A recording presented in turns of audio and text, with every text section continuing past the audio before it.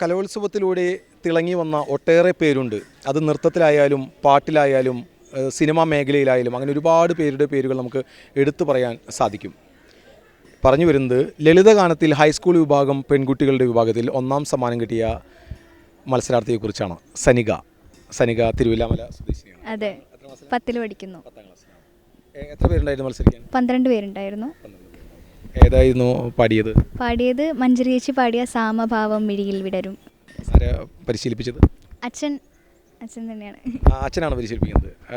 ഈ ലളിതഗാനം മാത്രമേ ഉള്ളൂ, ശാസ്ത്രീയ സംഗീതം അല്ലാതെ? ഇല്ല, അച്ഛൻ കർണാട്ടിക് പഠിക്കുന്നില്ല, ബാക്കി സിനിമ സോങ്സും അങ്ങനെ കാര്യങ്ങൾ ഷോസ് ചെയ്യുന്നുണ്ട്. അപ്പോൾ അച്ഛൻ സിംഗറാണ്. അപ്പോൾ അച്ഛനും ഞാനും കൂടി ഇരുന്നിട്ട് അങ്ങനെ പോകുന്നു. എന്തായാലും 12 കുട്ടികൾ മത്സരിച്ചിരുന്നു.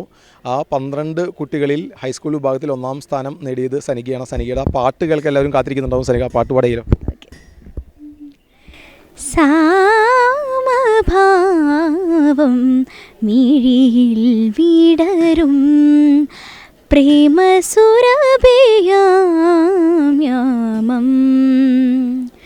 സാമഭാവം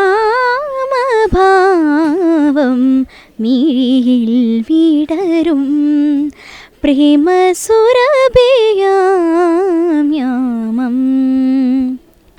ആടി എന്നിലുണർത്തി വീണ്ടും മോഹമധുരമേ ഗാനം. സാമഭാവം മിഴിയിൽ വിടരും പ്രേമസുരഭിയാമ്യാമം.